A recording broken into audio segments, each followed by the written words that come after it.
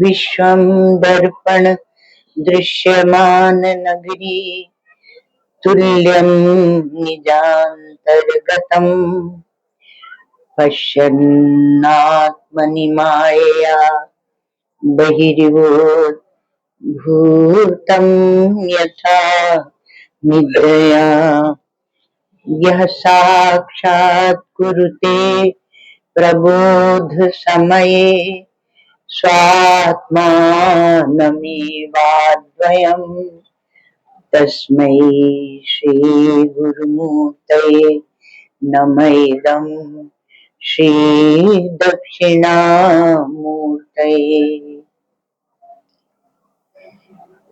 माया छाया वराकी कथमिव लभतां मयि अनन्ते प्रतिष्ठाम् अस्थाने चेश्वरत्वं द्रुहिण हरिहरा हन्तवह्ने स्फुलिङ्गाः अद्वैते द्वैतखेला गगन नलिनवत् स्वप्नवज्जीवमेला श्री पूर्णानन्दवाणी श्रुति शिखर सुधा स्वर्णदीन पुनातु अखंडानंद संबोध पूर्तये ब्रह्ममूर्तये सुधास्मित समाश्लिष्ट नेत्रांत स्फूर्तये नमः।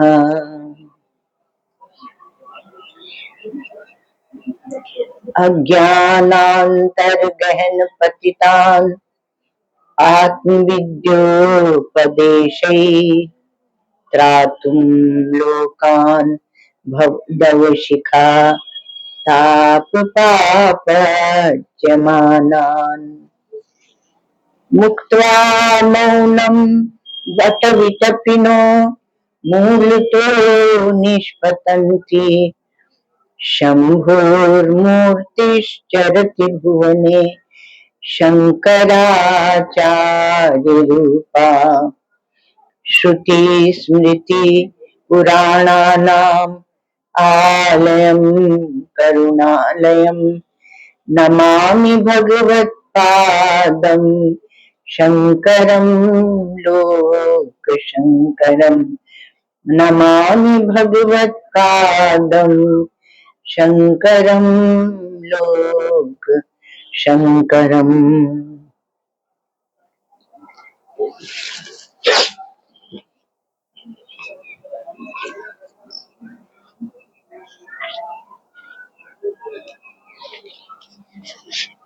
शांति पाठ।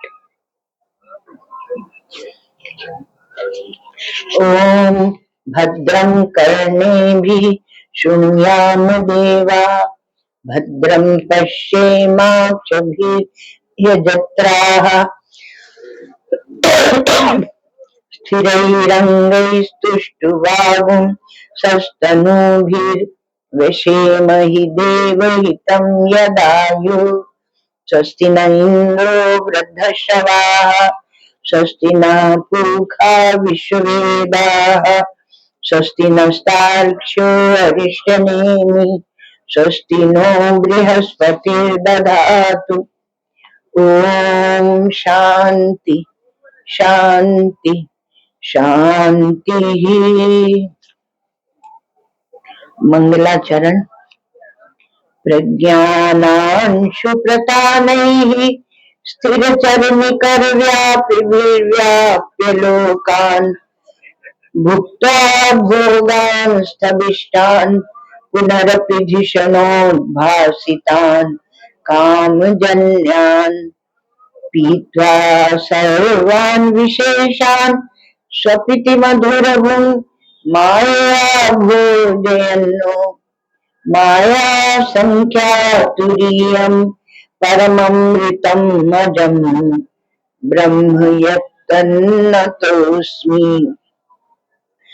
यो विश्वात्मा विदिज विषयान् प्राश्य भोगांस्तविष्टान् पश्चाच्चान्यान् स्वमति विभवान् ज्योतिषा स्वेन सूक्ष्मान् सर्वानेतान् पुनरपि शनैः स्वात्मनि स्थापयित्वा हित्वा सर्वान् विशेषान् विगत गुणगणः पात्वसौ नस्तुरीय। अद्वैत प्रकरण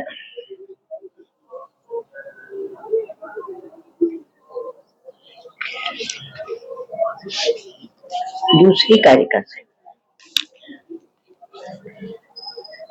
अतो वक्ष्याम्य कार्पण्यम् अजाति समतां गतम्।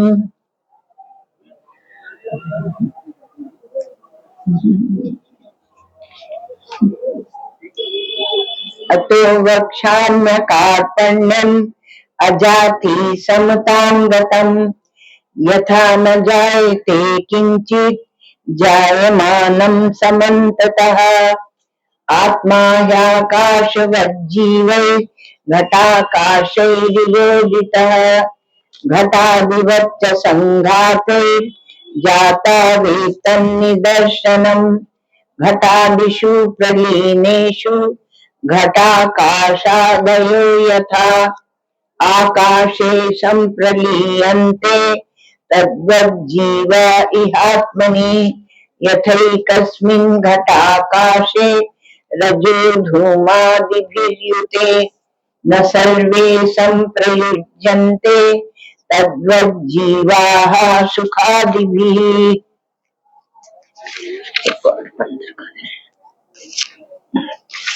रूप कार्य समाख्याश्च भिद्यन्ते तत्र तत्र वै आकाशस्य न भेदोऽस्ति तद्वज्जीवेषु निर्णयः।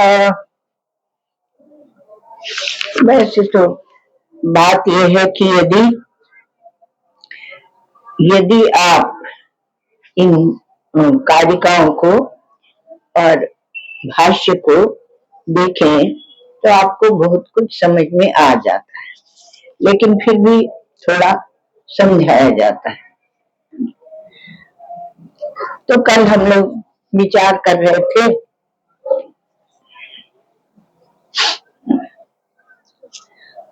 कि घट की उत्पत्ति से घटाकाश की उत्पत्ति होती है। तो फिर घट का जब प्रलय होगा, चौथी कारिका है, तीसरी भी देख लें।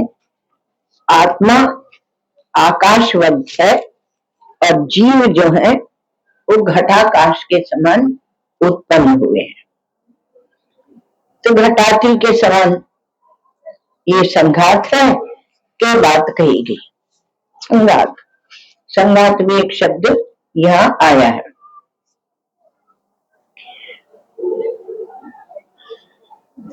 तो बुद्धि की बात चल रही थी कि बुद्धि कैसी है आपकी। तो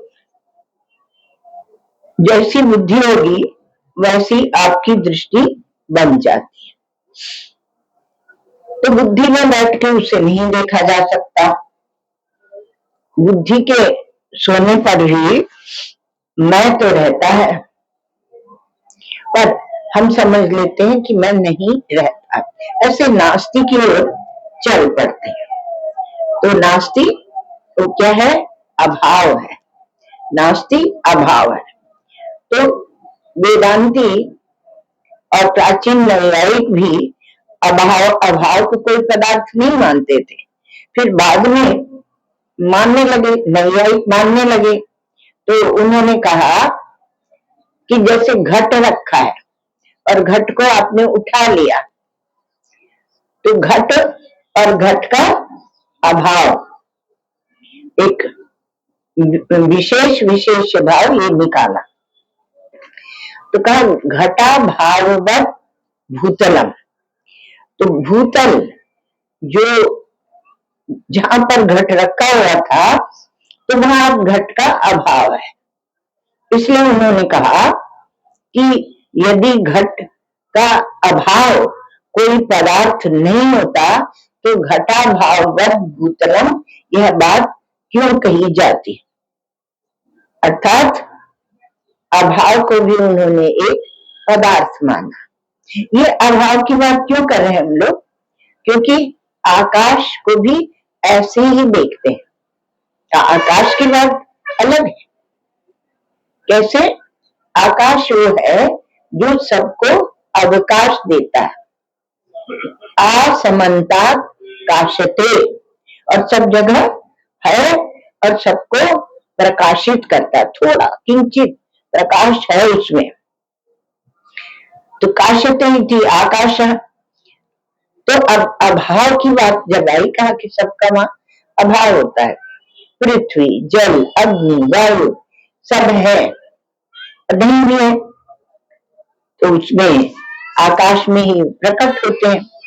तो आकाश जो अभाव है उसका विचार भी हमारे यहाँ अर्थात वेदांतियों में दूसरे प्रकार से है, एक ही बात है, और नैयायिक लोगों में दूसरी प्रकार से, न्याय दर्शन।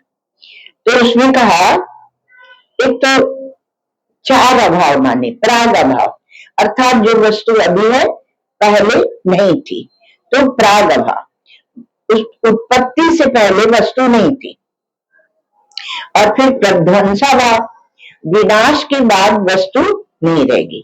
तो प्राग अभाव, पहले शरीर का अभाव था, प्राग अभाव, घट का अभाव था, और जब घट बना तो उसकी अस्थि होने लगा कि वो है, और जब घट नहीं रहेगा तो उसको बोलते हैं प्रध्वंसाभाव। ये नैयायिक कह रहे हैं विनाश के बाद। तो ये दोनों जो अभाव है ये काल को लेकर है, कालिक है, काल की दृष्टि से है। थोड़ा सा मतलब है बिल्कुल सरल बात। और दूसरा क्या है कि इस स्थान पर, इस देश में घट नहीं है, तो और इस देश में घट बिल्कुल नहीं है, तो घट नहीं है तो उसको एक अभाव मानेंगे, अर्थात दैशिक वहां पर अभाव है। और घट बिल्कुल नहीं है तो उसको बोलेंगे अत्यंताभाव। अब अत्यंताभाव शब्द का प्रयोग किया वेदांतियों ने दैशिक अभाव को दिखाने के लिए, और जो प्राग अभाव और प्रध्वंसाभाव था तो उस अभाव को काल में डाल दिया, काल की दृष्टि से अभाव, देश काल वस्तु लेता है वेदांत। और अन्योन्या भाव, जहां घड़ा है वहां घड़ी नहीं है, और जहां घड़ी है वहां घड़ा नहीं, जहां ये माइक है वहां घड़ी नहीं है, और जहां घड़ी है वहां ये माइक नहीं है। तो दोनों का एक दूसरे की दृष्टि से अभाव हो गया। तो ये जो घड़ी और माइक या घड़ा और घड़ी, इसका जो अभाव हमने विचार किया यह वस्तु की दृष्टि से, तो वस्तुगत अभाव है। तो वेदांत ने कहा कि हम तीन परिच्छेद मानते हैं, काल परिच्छेद, देश परिच्छेद और वस्तु परिच्छेद। देश काल और वस्तु को ले लिया तो पहला जो प्राग अभाव और प्रध्वंसाभाव था उसको एक में कर दिया, उसमें एक में करेंगे तो उसको कहा काल परिच्छेद, काल परिच्छेद आ गया। और दूसरे दो तो वही है समझो, तो देश परिच्छेद और वस्तु परिच्छेद। तो नैयायिकों के 4 अभाव का वेदांत ने 3 में समावेश कर दिया। तो क्योंकि हमारे यहाँ जो अभाव है वो अधिष्ठान की दृष्टि से देखा जाता है, तो अधिष्ठान से कोई भी अभाव जो होता है वह अधिष्ठान से भिन्न होता ही नहीं है। आपको क्या बताएं? कहा कि एक बार श्री महाराज जी बोले कि खंड खंड जो काल है उसी को हम लोग काल कहते हैं। खंड खंड, थोड़ा कहा था ना, अनुभव की दृष्टि में बैठ के विचार की।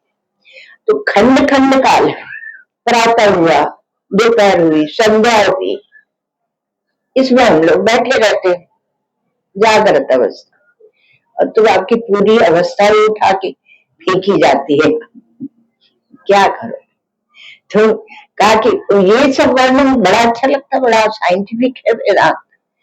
और वेदांत साइंटिफिक नहीं है, आपके साइंस की धज्जियां उड़ा देता है, क्योंकि आपको बैठने नहीं देता कहीं। तो ये तो अनुभव है, चैतन्य है।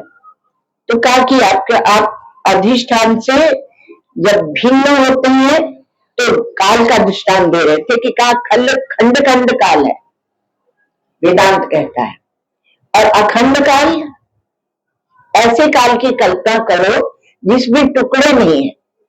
ये प्रातः, दोपहर और संध्या, रात्रि, ऐसे टुकड़े नहीं है। 1 घंटा 2 घंटा ये भी टुकड़े नहीं है। किसी प्रकार के क्षण आदि के कोई टुकड़े नहीं है। क्षण सेकंड बनाएंगे।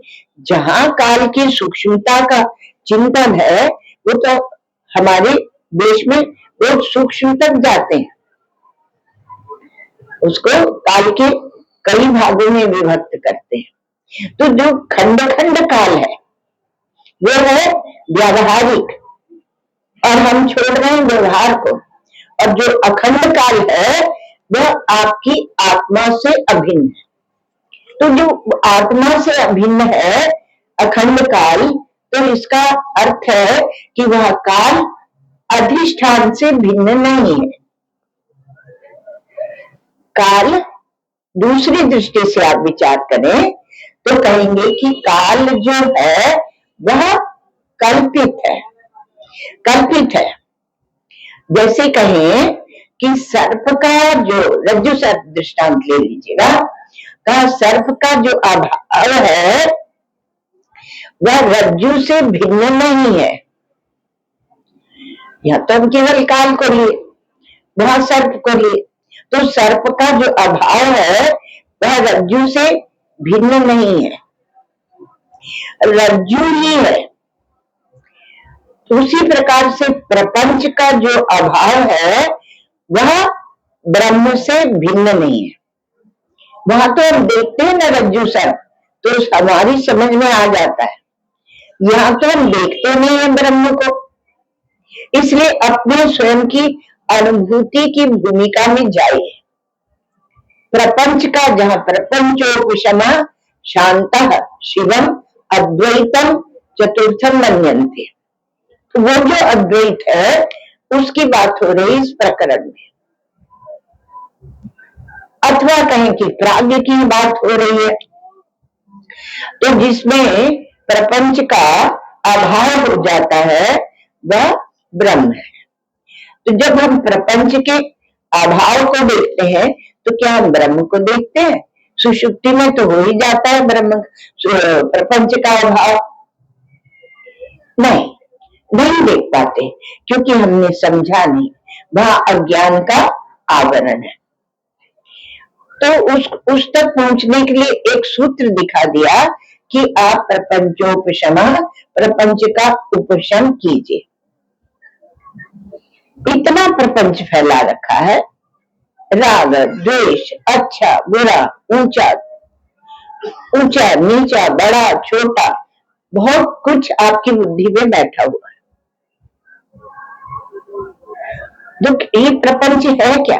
का प्रपंच मिथ्या है, तो मिथ्या की एक परिभाषा बनाई गई कि जो अपने अभाव के ही अधिकरण में भासता है उसे कहते हैं मिथ्या। स्वभावाधिकरणे भासमानत्वम मिथ्यात्वम। कैसे? जैसे रस्सी में सांप, वैसे ही प्रपंच तो अपने अभाव के अधिकरण में ही दिखता है। तो अभाव के अधिकरण में कैसे दिखता है? तो कहा कि अनंत जो वस्तु है, अनंत, उसमें ये शांत वस्तु भाष्य। शांत माने सा अंत, विद, सा माने वहां विद है, अंग्रेजी का विद। तो विद अंत, जो अंतराल है वह वस्तु भास रही है। तो अनंत में शांत वस्तु भास रही है, इसलिए जो शांत वस्तु है वह मिथ्या है। अंत वाली जो वस्तु है वो मिथ्या है, अर्थात बिना हुए ही भास रही है। अब थोड़ा बैठकर देखो और तब हजम करो। बैठ के भोजन कीजिए और हजम कीजिए। तो कहा कि उसमें भास रही। और दृष्टांत देते हैं हमारे शास्त्रों में त्रसरेणु का। जैसे एक कमरा है, उसमें अंधेरा है, अभी प्रातः काल, उसमें एक छेद से सूर्य की किरणें आ रही हैं। तब आप वहां देखेंगे तो कुछ कण कण से उसमें दिखाई पड़ेंगे और कहीं नहीं दिखाई पड़ेंगे। उसी अंधेरे वाले उसमें जो एक प्रकाश की किरण आ रही है उसमें आपको दिखाई पड़ेंगे। उन्हें कहते हैं त्रसरेणु। बहुत छोटे होते हैं, उनको पकड़ने जाइए तो आपके हाथ में कुछ नहीं है, न उसमें, न उसका कोई वजन है, न उसका कोई स्थान है, न उसकी कोई आकृति है। ऐसे है, ऐसा है ये। तो अनंत आकाश में ये कण कण कण भास रहे। स्फुलिंग भी बोलते हैं इसको। तो ये स्फुलिंग के समान में दिखता है। तो अखंड जो ब्रह्मांड है, असंख्य ब्रह्मांड है, वो त्रसरेणु के समान उस अनंत चैतन्य में भास रहे। एक बार श्री महाराज जी एक मुंबई में सत्संग कर रहे थे, तो एक बड़े सेठ उनको अपने घर ले गए। उनका बड़ा आग्रह था कि हमारे घर आइए, हमारा घर देख लीजिए।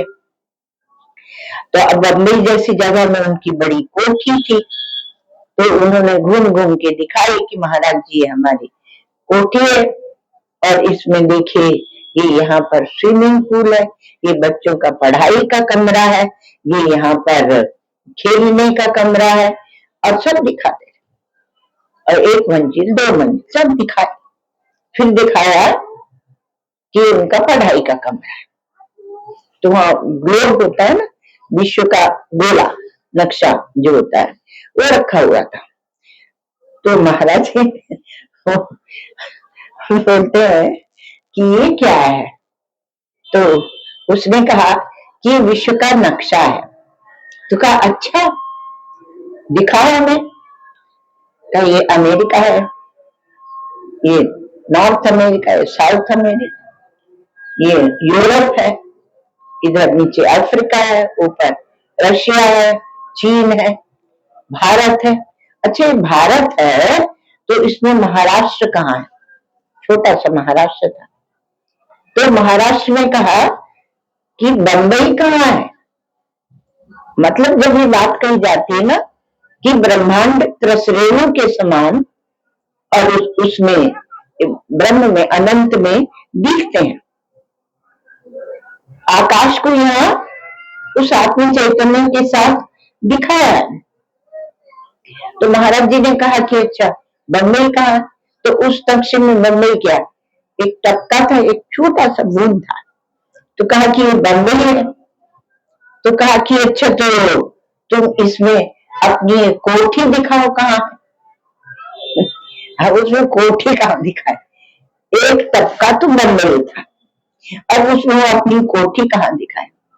तो कहा अरे वो सेठ जो विश्व के नक्शे में जिसका नाम निशान नहीं है, उसका ही अभिमान करके तू बैठा है। तो कोठी का, तेरी कोठी का नामो निशान नहीं है, उसी में तू अभिमान कर रहा है। इसलिए जब आपको उस परमात्मा की अनंतता बताई जाती है तो कहते हैं कि अनंत ब्रह्मांडों का वो स्वामी है, और ब्रह्मांडों के स्वामी है क्या? अधिष्ठान है। तो अनंत ब्रह्मांडों का और ब्रह्मांडों के अभाव का भी वो अधिष्ठान, उनके अभाव का भी अधिष्ठान है। वो अनादि अनंत है। तो अनादि अनंत वस्तु में, उसमें जो जितनी भी आप कल्पना कर लीजिए उसमें भास रहे हैं, वह अद्वितीय है। अद्वितीय अर्थात उसमें इनका अभाव है। अभाव होगा तब तो अद्वितीय बनेगा। स्वभावाधिकरणे भासमानत्वम मिथ्यात्वम, वो मिथ्या ही भास रहे, बिना हुए ही भास रहे हैं। अनंत में शांत भास रहे हैं, इसलिए भास रहे माने प्रतीत हो रहे, प्रतीयमान हो रहे, जस्ट अपीयरेंस। तो शांत का अभाव अनंत में है और अनंत में वो मिथ्या है। अब दिन रात मिथ्या व्यापार में चले लगे हैं और फिर कहें कि वो मिथ्या है, तो आप मिथ्या नहीं कर पाते। कभी उससे असंग भी होइए, उससे अलग हट के भी विचार कीजिए, उसको स्वप्न में भी कीजिए कि वो स्वप्न के समान है, तब आपको मिथ्या तो समझ में आएगा। एक में अनेक भास रहे हैं, तो अनेक का अभाव एक में है, और एक में वो अनेक मिथ्या है। स्व में अन्य भास रहे हैं, तो अन्य का अभाव स्व में है, तो स्व दृष्टि से वो स्व में वो मिथ्या है। चेतन में जड़ भास रहा है, इसलिए जितने जड़ भास रहे हैं उनका जड़ का अभाव चैतन्य में है, और चैतन्य में वो जड़ मिथ्या है। ऐसे ही आप खटाखट गणित लगाते चले जाइए, तो जो भास रहा है वह मिथ्या है। परम प्रेमास्पद आनंद आत्मा में दुख इसी प्रकार से भास रहा है, नारायण छोड़ते ही नहीं। आपका दुख भी छुड़ा लिया, सुख भी छुड़ा लिया, तो आनंद आत्मा में दुख भास रहा है, और वह दुख उसका कहीं स्थान ही नहीं है, और हम दुखी होते रहते हैं। तो मृत्यु अभाव सब उसी में भास रहा है। असत ये सब साधिष्ठान होते हैं, क्योंकि काल्पनिक है इसलिए वो अधिष्ठान के सहित होते हैं, साधिष्ठान होते हैं। तो आप जब विवेक करने लगते हैं तो आप किसका विवेक करते हैं? इंद्रियक वस्तुओं का। इंद्रियक माने जिनका परसेप्शन होता है ना, सेंस ऑर्गन से जिसको आप जानते हैं। तो क्या आप इंद्रियों से जिनको जानते हैं वस्तुओं का विवेक करते हैं, या कि अतीन्द्रिय वस्तु का विवेक करते हैं? अब उसी के दृष्टांत और उनको लेकर आप विवेक करते रहते हैं और खुश होते रहते हैं। हमने विवेक किया, मैं अपना मन हरिसो जोड़ो, हरिसो जोड़ सबन सो तोड़ो। तो आपने क्या कहा? मैंने अपने मन को भगवान में लगा लिया, और दूसरे जो नहीं लगाए उनसे आप अच्छे हैं, बहुत अच्छे हैं, क्योंकि आप कम से कम जगत के मिथ्यात्व की ओर चल तो रहे हैं, लेकिन जो वहां पर विवेक कर रहा है वह मन है, क्योंकि मन रस ले रहा है, और मन जो रस ले रहा है तो इसका तात्पर्य हुआ कि वह विवेक बुद्धि का विवेक नहीं है। जब आप यह कहते हैं कि ऐसे वर को क्या करूं जो जन्मे और मर जाए और वर मिलिया गोपाल जी मारो चुड़ले अमर है जाए, तो वह थोड़ा विवेक है, क्योंकि आप मृत्यु का अमरता का विवेक कर रहे हैं और ऐसी वस्तु को चाह रहे हैं जो अमर है। तो बुद्धि का विवेक हमारे खास करके शिवड़िया महाराज जी महाराज जब विवेक बताते हैं तो साक्षी के विवेक का भी विवेक करते हैं कि आप साक्षी कहते किसे। यदि आप साक्षी को महत्व देकर और साक्षी का विवेक कर रहे हैं तो वह विवेक साक्षी का विवेक नहीं है। हम साक्षी भाव में रहते हैं, हम साक्षी होकर रहते हैं, अभी विचार की शैली आपको मिली नहीं और असंग में असंगता में बैठते हैं तो आप अकेले बैठते हैं ना। हमारे शंकरानंद जी महाराज है, गीता के ऊपर टीका लिखी है, तो वो स्पष्ट रूप से कहते हैं कि जब तक तुम एक अपना ही विवेक कर रहे हो, अपने को ही जान रहे हो कि मैं पृथक हूं, तो अभी तुम्हारा विवेक किसी काम का नहीं। जब तुम्हारा विवेक सबका विवेक हो जाए, बहुत मजेदार बात, जब तुम्हारा विवेक और सबका विवेक हो जाए, अर्थात तुम ही साक्षी नहीं हो, सब साक्षी है। कहा हम तो मुक्त हो गए और सब अभी बंधन में है, तो कहा हम मुक्त हो गए और सब बंधन में है, तो बोले बात तो बनी नहीं, क्योंकि अभी दूसरे जो सर्व है वो अन्य रूप से बने हुए हैं। तो विवेक योगियों का विवेक हो सकता है, वह वेदांत का विवेक नहीं हो सकता, क्योंकि सर्व तो बने रहेंगे।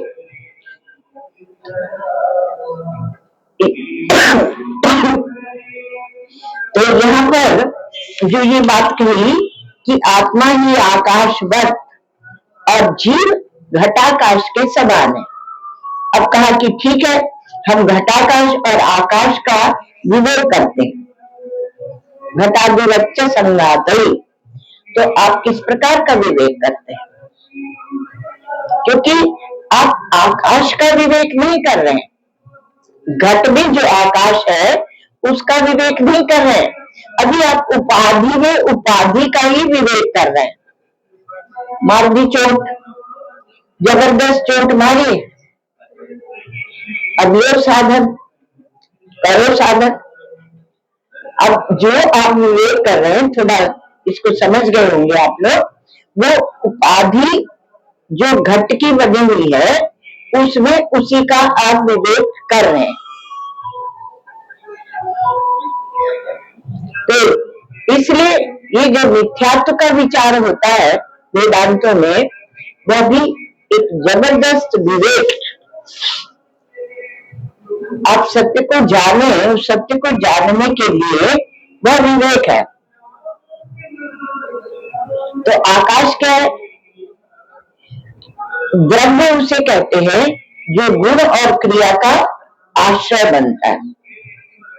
गुण क्रिया आश्रयत्वम द्रव्यत्वम, उसे हम द्रव्य कहते हैं।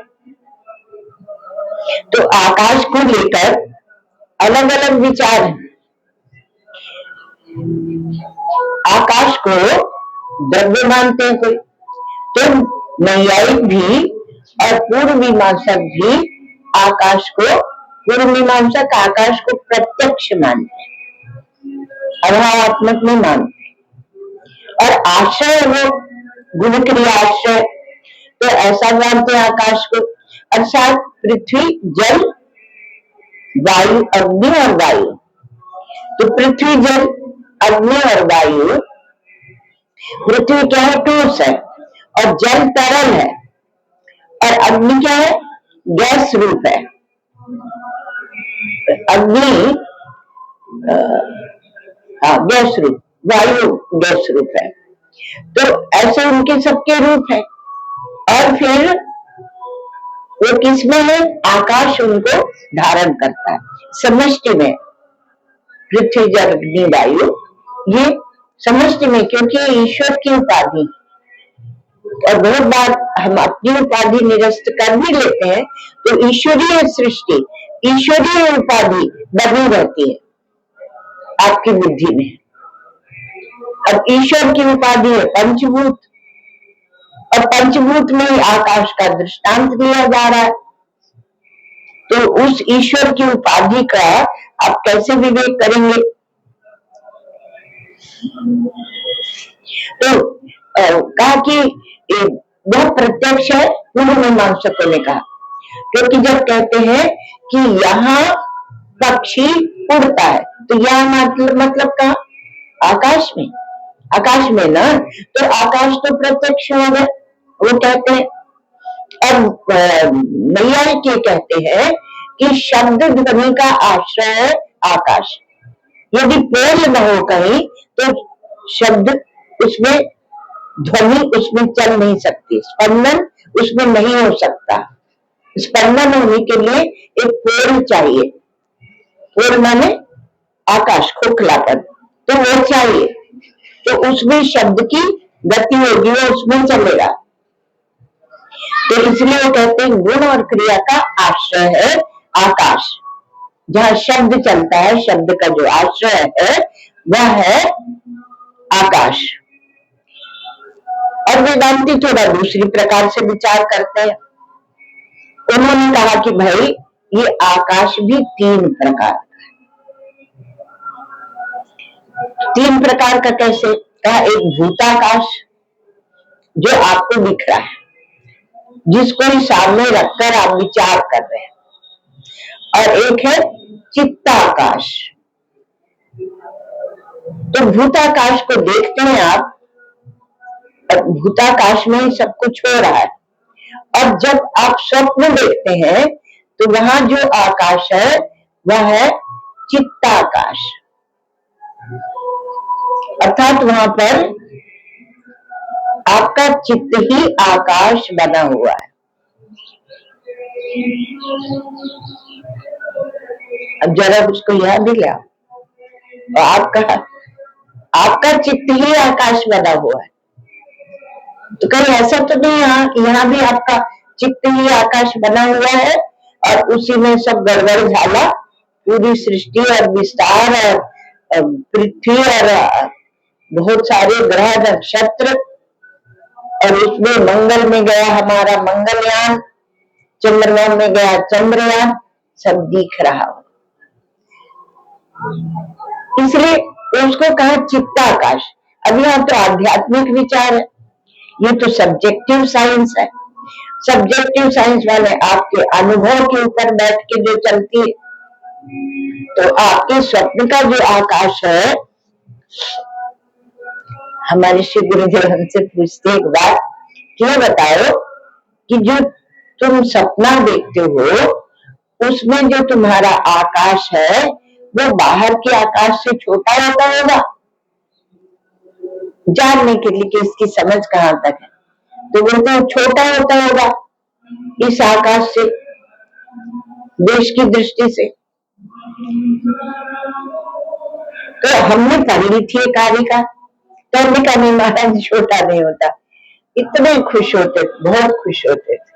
ठीक है, तो छोटा होता नहीं होता, जितना ये आकाश है उतना ही बड़ा वो आकाश होता है। अब इतना बड़ा आकाश आपके मन के, आपके चित्त के अंदर कैसे घुस गया? ऐसे ही घुस गया जैसे अभी ये घुसा हुआ, उसी प्रकार से घुस गया है। तो वेदांत कहता है एक भूताकाश होता है, पंचभूतों में जो होता है उनकी संख्या में, और दूसरा चित्ताकाश होता है जिसमें आप अपनी स्वप्न की सृष्टि देखते हैं, और तीसरा है जिसमें कोई विषय नहीं है, निर्विषय हो गए। तो चित्त, वो कहते हैं चित्तम चित बीजानियात तकार रहितम यत्, जो चित्त में एक चित्त है जो सच्चित आनंद में है, और उसमें एकता और जोड़ दिया तो शब्द बना चित्त। तो वो जो ता है, दूसरा वाला ता है, वह विषय है, जो विषय वस्तुओं को दिखाता है तब वह चित्त है। और फिर उसमें जब वह नहीं रहता तब वह चिदाकाश है, चिदाकाश अमाकाश। ऐसे चिदाकाश व्यापक है शरीर भगवान शंकर की प्रार्थना में आता, तो वह चिदाकाश है। तो इसीलिए आकाश की का दृष्टांत यहाँ लिया गया, दृष्टांत आकाश का लेकर अब ये बताया गया कि आप चिदाकाश हैं। सांख्यों ने कहा कि एक शब्द तन्मात्रा है और एक आकाश है और एक शब्द विषय है। एक शब्द विषय इंद्रिय जिसे आप ग्रहण करते हैं और एक शब्द तन्मात्रा है।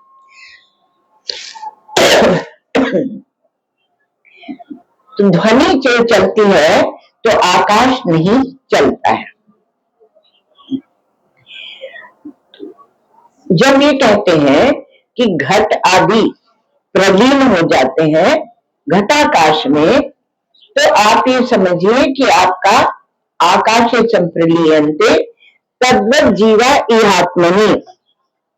अब जो आपका जीवत्व है वो तब तक बना है जब तक आप अपने को परिच्छिन्न मानते हैं, और जब आप उस चिदाकाश में पहुंच जाते हैं तो चिदाकाश में पहुंचते आपका जीवत्व समाप्त।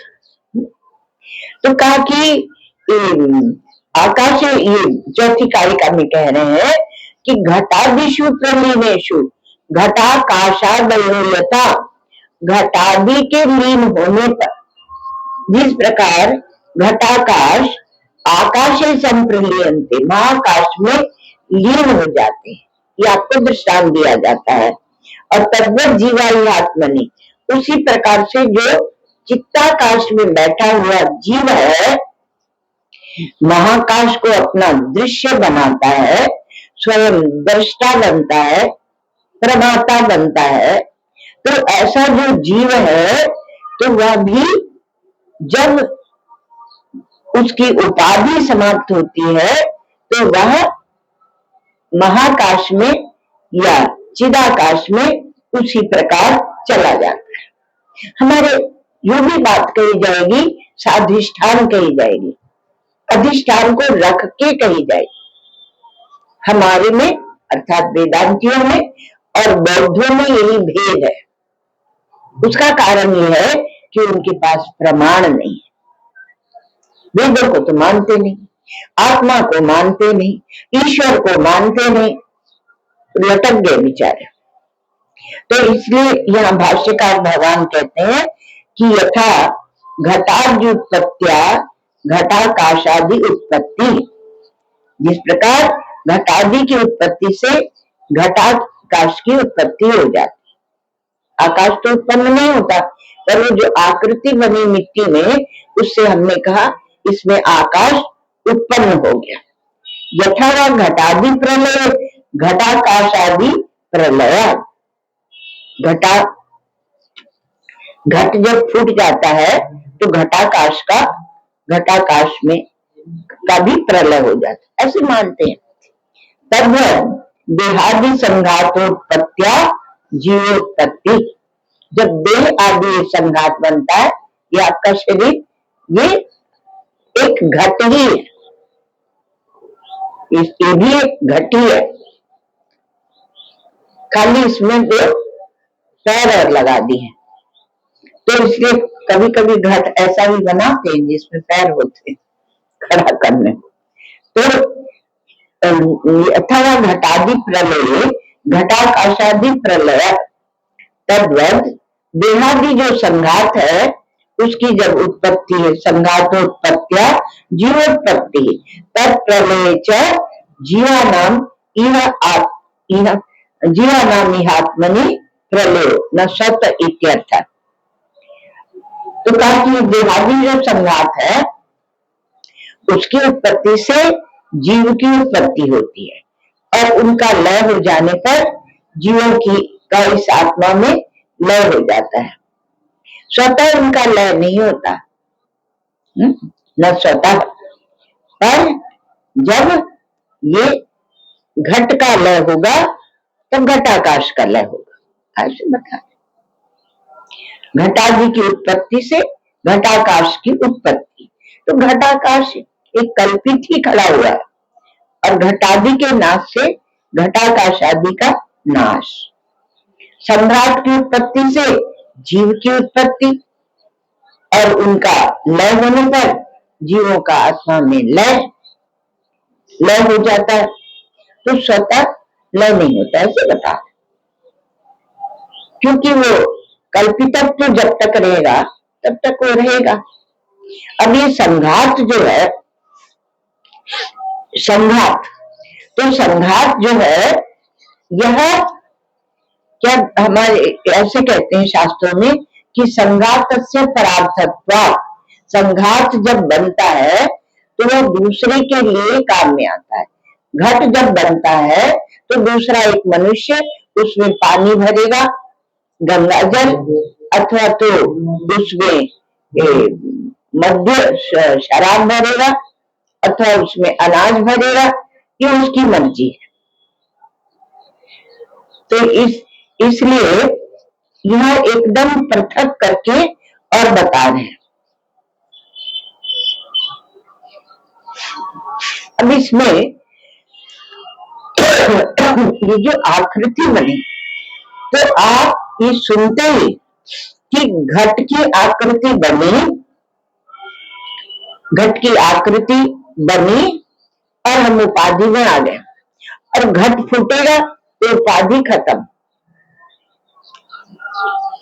अब यहाँ क्या है, खतरा ये है कि उपाधि बनी ही रहती है। कैसे? क्योंकि स्थूल शरीर नष्ट होता है पर सूक्ष्म नहीं होता है, और उसको पकड़ के जीव गमनागमन करता है। गीता में भी ये बात कही गई है। तो उसको लेकर वो जाता है।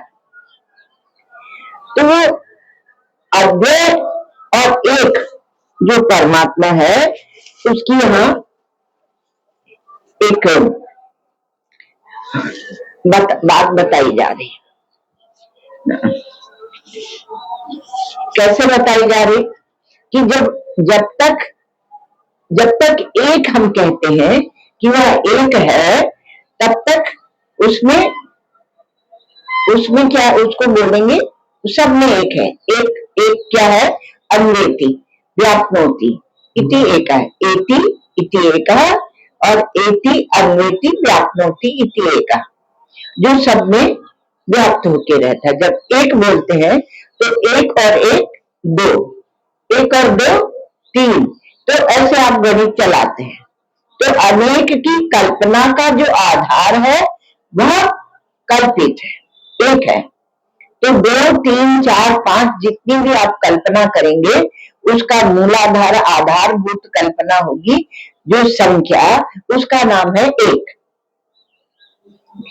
और वह सभी संख्याओं में लगी रहेगी, साथ में होगी उसके। किंतु जब, इसलिए श्रुतियां क्या करती हैं कि वो जानती हैं कि एक एक एक वह व्यापक है और वह सब में है, वह अनुगत है। इसलिए एक दिन आपसे कहा था कि यहाँ पर अंदर व्यतिरेक वाला जो प्रक्रिया है उसको भी हटाया गया है। भगवान गौड़पादाचार्य ने उसको भी हटाया है, क्योंकि श्रुतियां ही हटा देती हैं। क्योंकि एक होगा वह हिरण्यगर्भ होगा, ईश्वर होगा। हिरण्यगर्भ सममर्थताग्रे भूतस्य जाता पतिरेक आसी।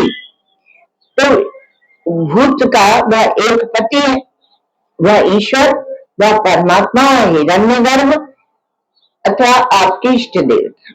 हिरण्यगर्भ लोक में सभी देवता समाहित है। तो श्रुति ने कहा कि सदैव सौम्यदम अग्रासी एक मेवा द्वितीय। वह एक कहने पर मनोरथ श्रुति का पूरा नहीं हुआ तो उन्होंने कहा अद्वितीय, अद्वय, अर्थात वहां दूसरा कुछ है ही नहीं। दूसरा होगा तब तो आप एक और एक दो बनाएंगे ना। इसको समझने के लिए अनंतता को या इन्फिनिटी को भी लाया जाता है। एक और एक दो होंगे, पर infinity plus infinity two infinity नहीं होती है, तो उसको नहीं। तो अव्यय शब्द जो लाते हैं वह उसी अर्थ में लाते हैं। तो एक जो होता है वह सद्वय होता है, और अव्यय जब कहते हैं तो वह सद्वय नहीं होता। तो एक यह निराली बात है। एक तो इसलिए श्रुतियां इसका निषेध भी करती हैं। तो अव्यय में जोड़ नहीं है, उसको आप जोड़ नहीं सकते, उसे घटा नहीं सकते, उसे गुणित नहीं कर सकते, उसे बढ़ा नहीं सकते, उसे विभाजित नहीं कर सकते। ऐसी संख्या ये अद्वय है। अद्वय अर्थात अद्वितीय, अद्वैत, वह अद्वय है। तो कारणत्व एकत्व सिद्ध करने के लिए एक है। सब मनुष्य एक है, सब एक है, सब धर्म एक है। किसी भी प्रक्रिया से तुम चलो तो वहीं पहुंचोगे। किसी भी मजहब और पंथ को पकड़ लो, वहीं ईश्वर तक, वह एक ही ईश्वर है, उस तक पहुंच जाओगे। सावधान, ये वेदांत जो है यह नेताओं का है। वो लघु का रंग एक है, अमीर क्या गरीब क्या, ये शायरी है, कविता है। वेदांत शायरी से नहीं चलता, कविता से नहीं चलता,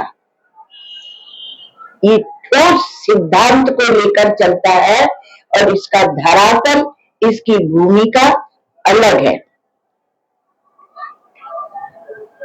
बीच बीच में इसलिए बता देते हैं कि जिसमें मनुष्य भटके नहीं।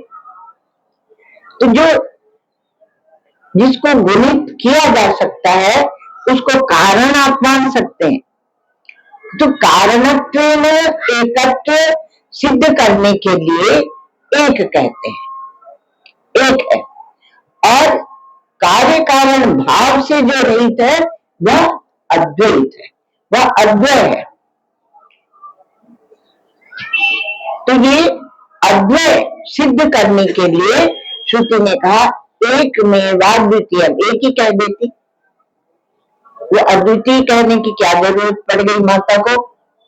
तो कहा कि हिरण्यगर्भ और ईश्वर और एक, ये एक भूमिका में गए। यहां तक आपको अपने मन की थोड़ी गुंजाइश रहती है, आप उसको बनाए रखें, उसको बनाए रखें। किंतु जब अद्वितीय कहते हैं तो उसको ब्रह्मता की ओर आपको ले जाता है। तो आत्मा आकाशवत, तो आत्मा आकाश के समान है। तो वो सबको, जो भी कठोर है, तरल है, गैस है, और वायु गति का आधार है, गति का आधार है। वो चार भूतों को जो अवकाश देता है उसे कहते हैं आकाश, वह आकाश है।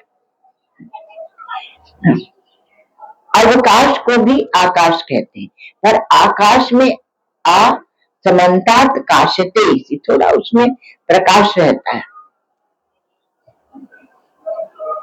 तो वेदांती ये कहते हैं कि जब एम्ब्रियक जो पदार्थ हैं पदार्थों से इंद्रियों की सिद्धि होती है और इंद्रियों से पदार्थ की सिद्धि होती है, वो परस्पर सिद्ध होते हैं। मिथा सिद्धत्वात्, एक दूसरे को सिद्ध करते हैं। आंख से रूप की सिद्धि होती है और रूप से आंख की सिद्धि होती है। लेकिन वैदिक प्रणाली में तीन देते हैं, अधिभूत, अधिदैव और अध्यात्म। तो अधिदैव में सूर्य को लेते हैं। तो आंख, रूप और सूर्य तीन की सिद्धि परस्पर बता देते हैं।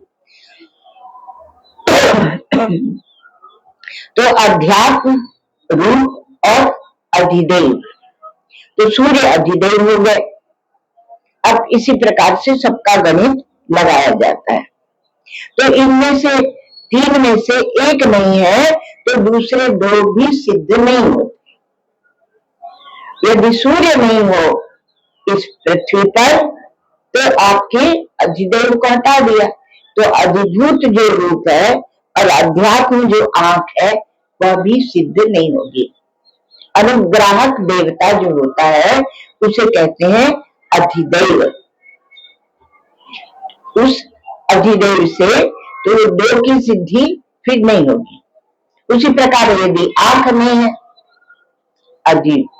अध्यात्म नहीं है, तो अधिभूत की भी सिद्धि नहीं होगी, अधिदैव की भी सिद्धि नहीं होगी। आप कहेंगे दूसरों को तो होगी ना, मतलब दूसरे जिनकी आंखें उन्हें तो होगी ना, पर यहाँ ये प्रक्रिया नहीं है। यहाँ व्यष्टि समष्टि का भेद मिटाकर तब मांडुक्य की प्रक्रिया चलती है। एक व्यक्ति का अलग और समष्टि का उसका अलग नहीं, एक भेद मिटाकर तब यहाँ प्रक्रिया चलती है। जो क्रमबद्ध चिंतन किया जाता है उसको कहते हैं प्रक्रिया। यहाँ से कूदे वहां पहुंच गए, वहां से कूदे वहां पहुंच गए, वो कोई वैज्ञानिक रीति नहीं है। शब्द है, दिख है और आकाश है। दिख माने दिशा है, उसमें शब्द का गमन होता है। तो शब्द क्या है? अधिभूत है। क्या है?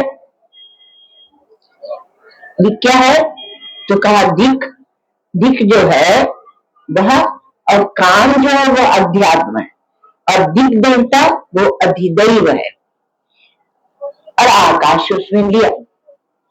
तो तीन से ये तीन जो होते हैं अधिभूत, अध्यात्म, तो एक नहीं होते, उसमें से एक नहीं हो तो दूसरे दो सिद्ध नहीं होते हैं।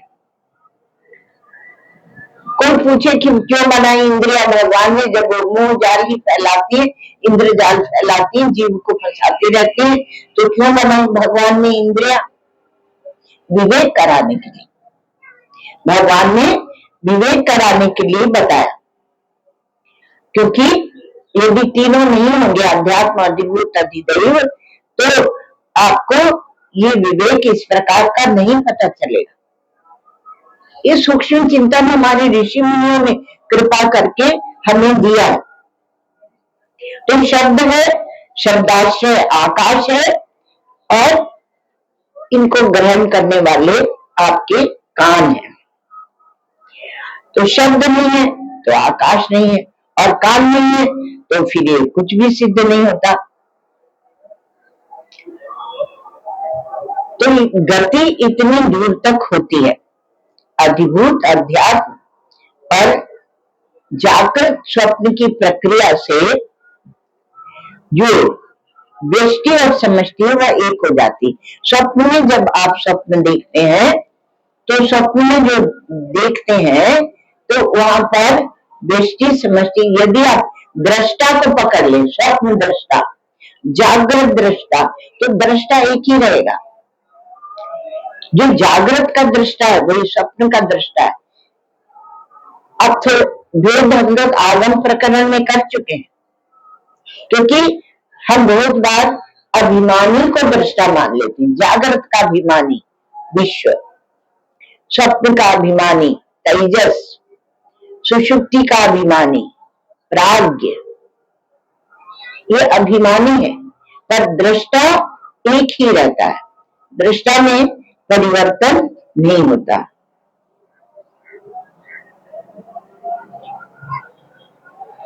तो हमारी जो प्रक्रिया है वो व्यष्टि समष्टि के एकत्व से,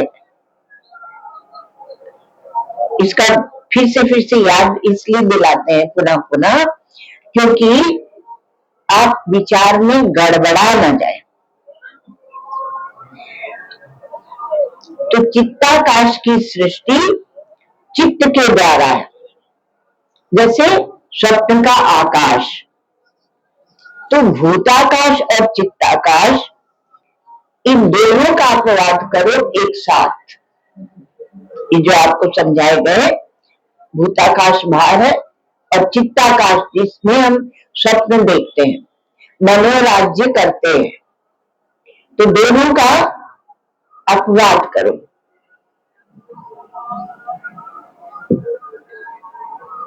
तो उत्तर दक्षिण पूरब पश्चिम वाला जो लंबा चौड़ा आकाश है वह भूताकाश है,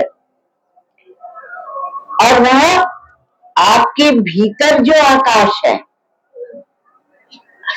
उपनिषदों में इसको लिया गया है, हृदय आकाश ऐसे करके लेते हैं, ऐसे करके वहां भी, क्योंकि उपनिषद विद्या ही वेदांत विद्या है।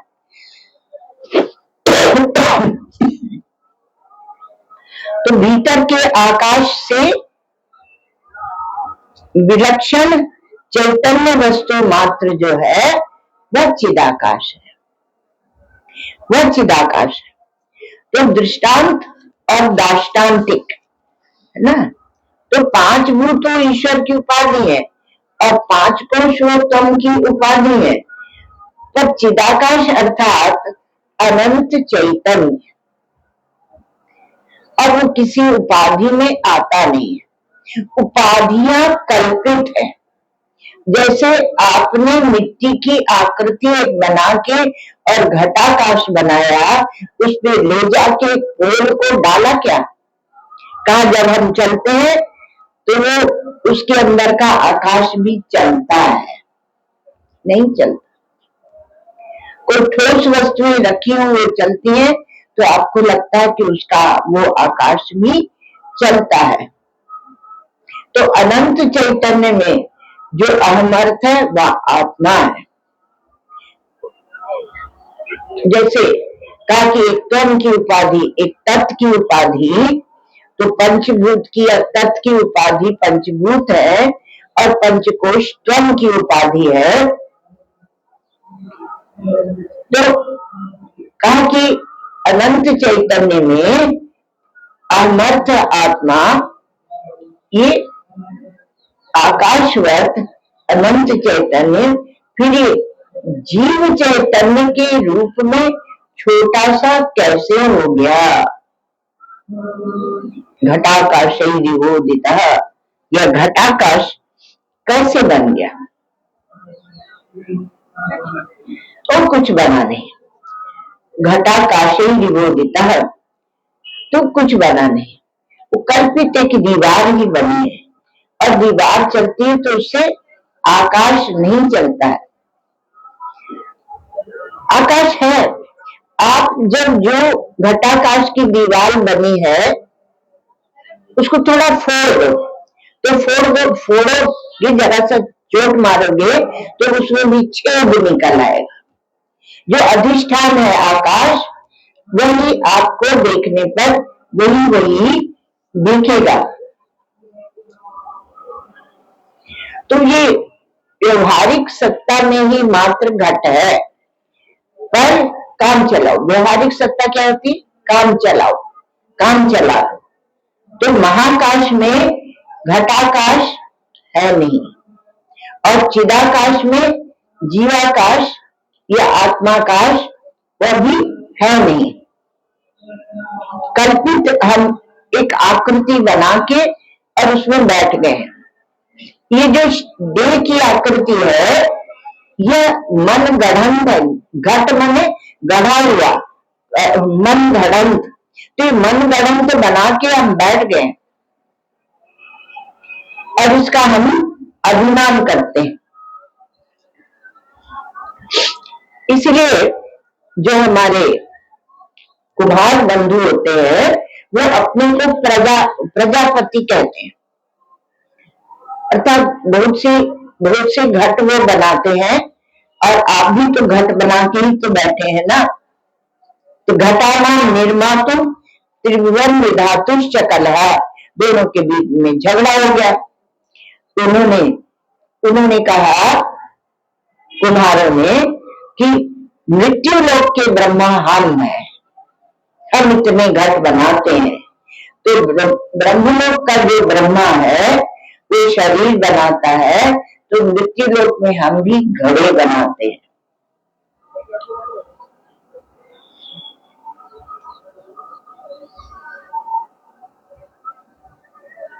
तो घटाधिवच्च संघात जाता वेतन निदर्शनम, और वो संघात उसने भी मिट्टी पानी जोड़ जाड़ के संघात बनाया, ऐसे ब्रह्मा जी ने आपकी एक शक्ल बना दी। और जब ये कहा जाता है कि आप खुद बनाते, दृष्टि समष्टि को एक कर दिया जाता है। अरे हम बनाते तो कोई हम ऐसा थोड़ी, हम अपने को बड़ा बड़ा सुंदर बनाते, बहुत सामर्थ्यवान शक्तिशाली ऐसा बनाते। आप खुद ही बना रहे हैं और भगवान को दोष दे रहे हैं। तो मृत्यु लोक के घड़े हैं आप,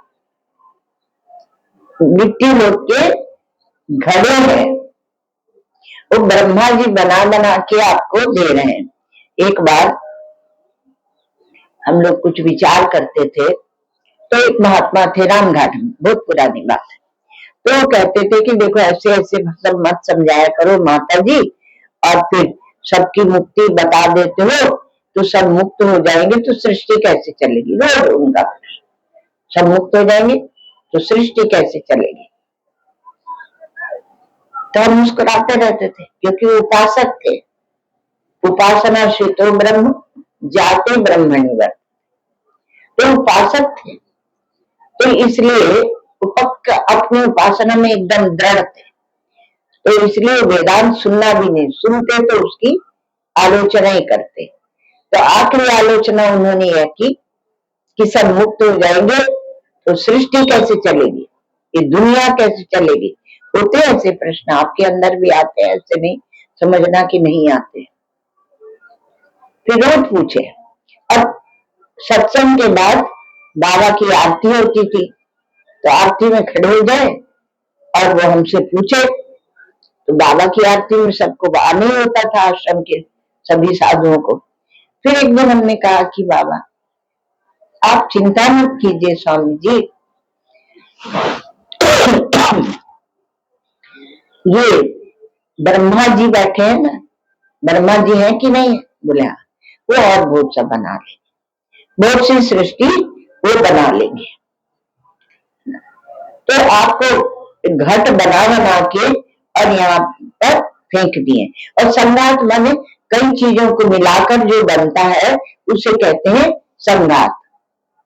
तो घट भी जो बनता है तो दो ठीकरे होते हैं, वो ठीकरे को या कपाल को शास्त्रों में कपाल कहा जाता है, तो उनको मिलाकर और वह बन जाता है। और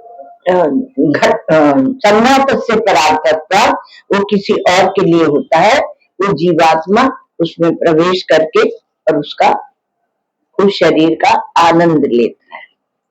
अभी दूसरी बात है कि वो आनंद ना लेके रोता ही है, रोता है। ओम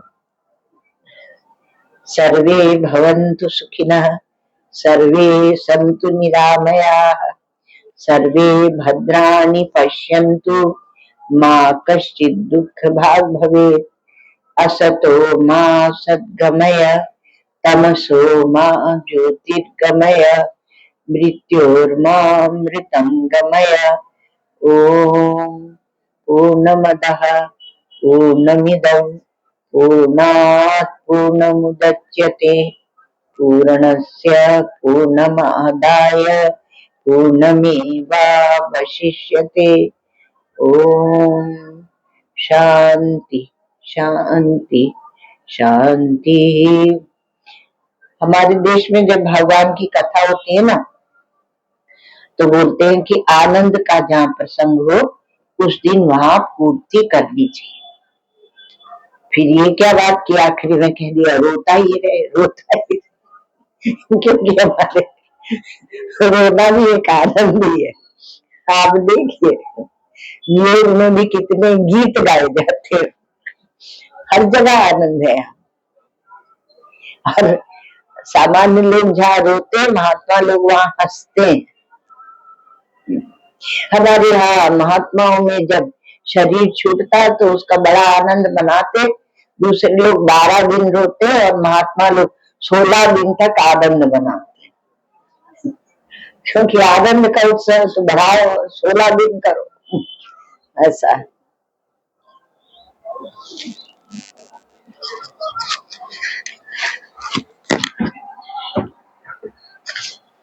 इसे जरा इधर भी दिखा दो लोगों को, ऐसे भी दिखा दो।